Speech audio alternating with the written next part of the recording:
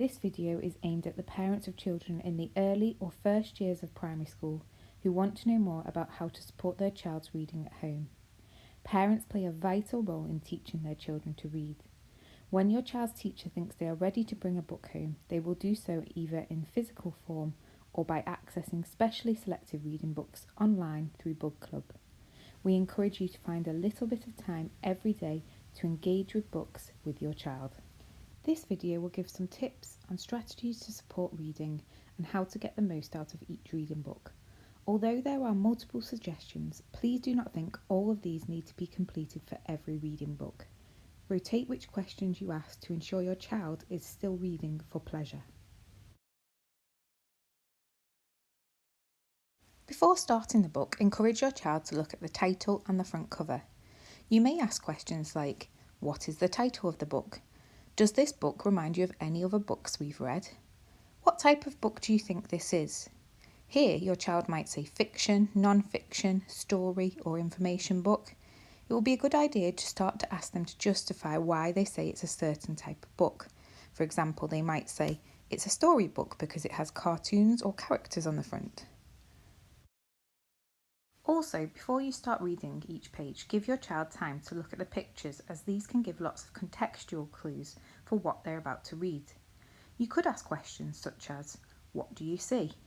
What is happening? How many characters are there? When reading, encourage your child to apply the phonic sounds they've learnt so far.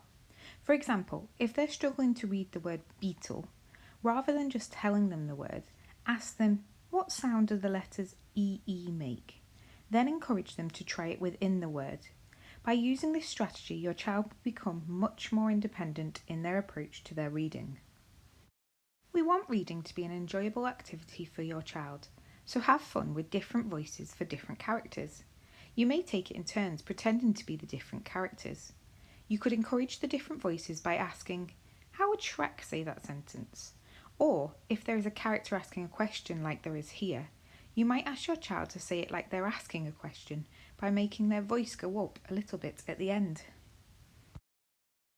Aside from the words and pictures, the punctuation in sentences carries a lot of meaning. Encourage your child to look at the punctuation on each page. For example, here you might ask, how can we tell the sheep is angry? Your child might say, because it says no with an exclamation mark at the end. If there are words in capital letters, you might ask, why are they in capital letters?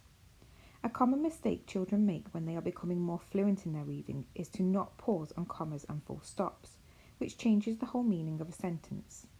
Praise your child when they do remember to pause for a punctuation. If they are not pausing, gently ask them to try the sentence again with the pauses this time. At certain points in the story, ask your child to make predictions. In this particular book, on this page, there is a pivotal moment where the horse runs off. This is a great opportunity to ask, what do you think will happen next? Remember, it is a good idea to get your child to start to justify their reasons by asking them, what makes you think that? If you're reading a storybook, ask your child to think about the character's feelings. In this particular story, the main character has to do something out of the ordinary. You may ask, how do you think Pippa felt at this point in the story? Again, you might ask them to justify their answer by asking, what has made her feel this way?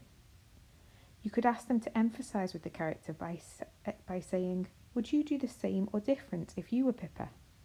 This is an example for this story, but these types of questions can easily be adapted for different stories and characters. If your child is struggling with a particular word, another strategy you could use is to tell your child to miss out that word and come back to it. Often the words around that word in the sentence will give contextual clues which can help them to decode the word independently. This is much more beneficial than just telling them the word they are struggling on. For example, if your child is struggling with the word road, a split digraph word, simply ask them to read on. They would read J something, his bike fast. Then go back and ask them to try again. There are only so many words that could fit in this gap that make this sentence make sense. As you're reading with your child, discuss words with the same meaning. For example, you might ask, What other words do you know that mean the same as big? Or you might ask, what is the opposite of little? Many of your child's reading books will contain rhyme and repetition. Just like with different voices for different characters, have fun with this. Books with repetition can give confidence to reluctant readers. Although it is important to read your child's allocated reading book, by encouraging your child to read in their local environment, they will encounter a rich and varied vocabulary that carries meaning. For example, reading menus, comics, and signs when out and about is highly beneficial. We want as many children as possible to become lifelong readers. The most important aspect of this is to encourage a love of books from an early age.